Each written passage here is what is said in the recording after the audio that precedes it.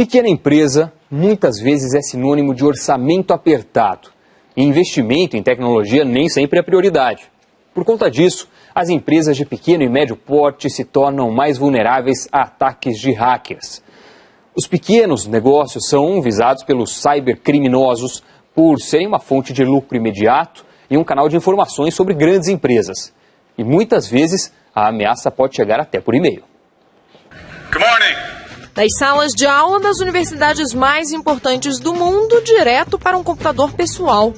O site Veduca faz a curadoria dos vídeos e oferece certificado de aprendizado para os alunos brasileiros. Para suportar o volume crescente de acessos e garantir a segurança das informações dos usuários, a fatia do orçamento voltada para a infraestrutura digital está cada vez maior. Hoje, em torno de 20% do investimento que nós temos, ele é dedicado à infraestrutura. Isso pesa no orçamento, sim, mas vale, porque a garantia da segurança da informação é a garantia que os nossos consumidores, os estudantes que entram no Veduca, sempre vão estar recebendo a informação mais atualizada da melhor maneira possível.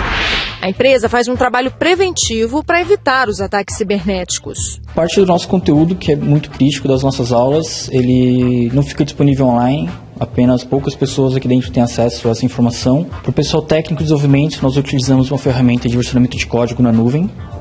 Isso garante o nosso backup e segurança da nossa informação. E para os nossos bancos de dados online, uma ferramenta na nuvem também, um outro parceiro que tira cópias frequentes e incrementais das nossas bases para garantir a segurança. Geralmente as pequenas e médias empresas têm um orçamento mais apertado e, portanto, investem menos na sua capacidade de proteção. Muitas vezes até mesmo porque elas têm a falsa impressão de que não são o alvo dos hackers. Mas os dados mostram que os ataques a este segmento foram os que mais cresceram, de 18% a 31%, isso de 2011 a 2012. André, que tipos de ataques são mais comuns? Os ataques mais comuns são aqueles que vêm por e-mail. São chamados e-mails maliciosos, onde é criado um e-mail pelo hacker, que ele vai ter uma matemática, um motivo interessante para aquela pessoa que recebeu o e-mail clicar naquele link ou naquele anexo. E que novidades existem nesse segmento hoje em dia? Ou seja, qual seria a melhor forma para uma empresa de pequeno e médio porte se proteger?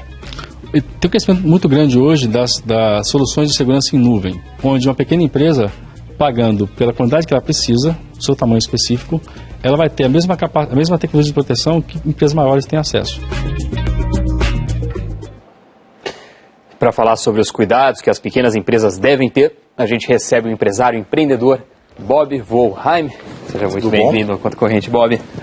Bom, o que o pequeno empresário pode de fato fazer para conseguir proteção sem gastar uma fábula de dinheiro?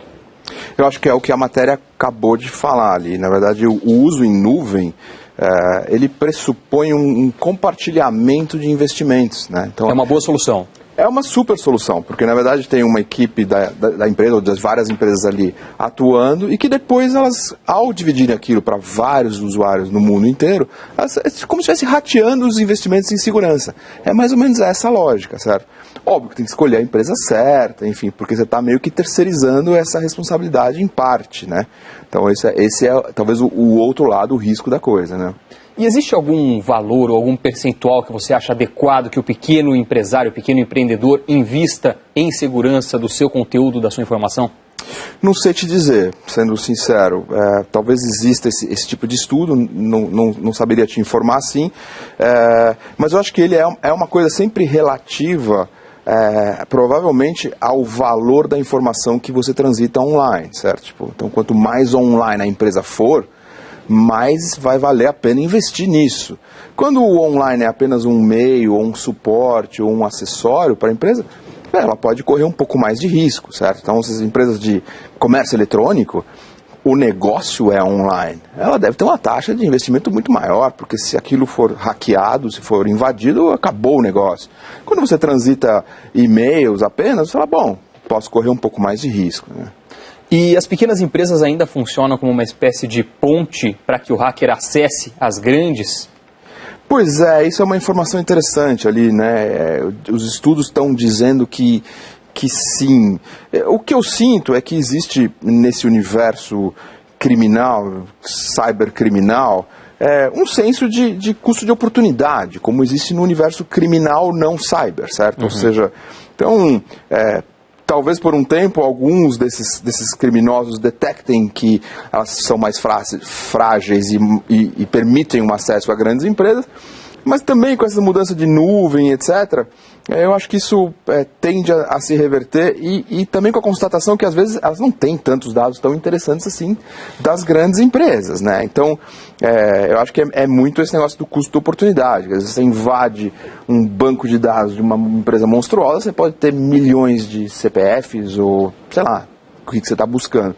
Você invade de uma pequena empresa, você vai ter algumas centenas de CPFs.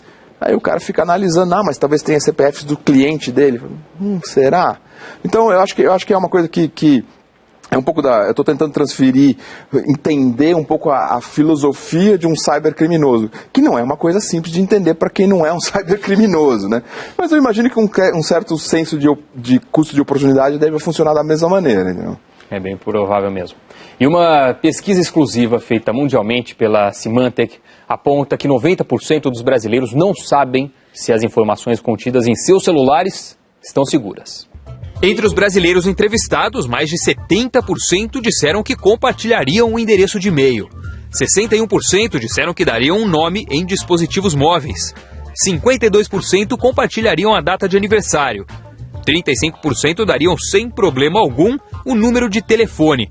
E 25% disseram que colocam a localização física em aplicativos. Outro dado curioso: 90% dos brasileiros disseram se sentir confortáveis ao compartilhar informações pessoais com uma companhia, em troca de um aplicativo gratuito. Bob, os smartphones, os tablets que atualmente estão muito conectados na banda larga móvel, eles pegam o vírus com a mesma facilidade que os computadores? E o que o consumidor que está em casa pode fazer para se prevenir? Não, eles pegam menos, eles têm um tipo de engenharia de estrutura, enfim, o ecossistema mobile é um pouco menos suscetível a essas coisas. É óbvio que cada vez mais o celular é um computadorzinho, certo? Então você começa a intensificar isso, você começa a navegar na internet, quanto mais você intensifica isso, ele começa a ficar um pouco mais parecido, mas as taxas são menores de risco, etc.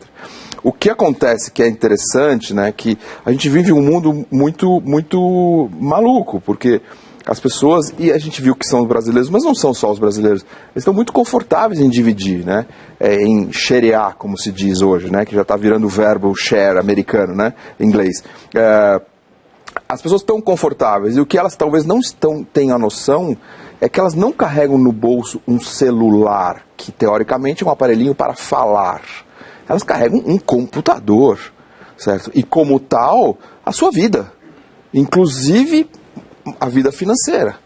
Inclusive, uma coisa que eu fiz, eu baixei o aplicativo do Conta Corrente e muito já que o assunto... bom. Não, pois é. E já que o assunto é segurança, tem uma coisa interessante. Ele tem uma segunda senha, que eu achei super interessante, porque talvez aquela primeira senha do próprio celular ou do tablet, você compartilhe com muita gente, ou sei lá. E até aí fala, bom, o cara vai entrar no meu Facebook ou vai entrar no meu Twitter. Tá, mas no aplicativo do Conta Corrente ele não está entrando no Twitter do cara, ele está entrando na conta, não na conta corrente literalmente, mas nos dados financeiros da vida da pessoa. E vocês tomaram cuidado de ter uma segunda senha, que eu espero que os usuários ponham não a mesma, né? Porque senão também não adianta nada. Não protege muito, então eu acho que o alerta é que a gente está levando a nossa vida no bolso. Muito mais do que um aparelhinho para falar. A gente está levando um computador e que muitas vezes tem muito mais informação que o nosso computador. Né? Então eu acho que vale sim uma preocupação ali eu sinto a vontade em dividir muita informação, mas tenta classificar os tipos de informação, certo? Quais são as fotos? Elas são pessoais, mas elas são não publicáveis? Opa, peraí. Então começa a ter um pouco de mentalização do que você tem, o que você trafega no teu bolso, o que você leva no teu bolso, e toma atitudes um pouco diferentes. Para que, se alguém achar, nenhum risco. Beleza. Se alguém achar tem risco, opa, põe uma senha, trava, tira dali.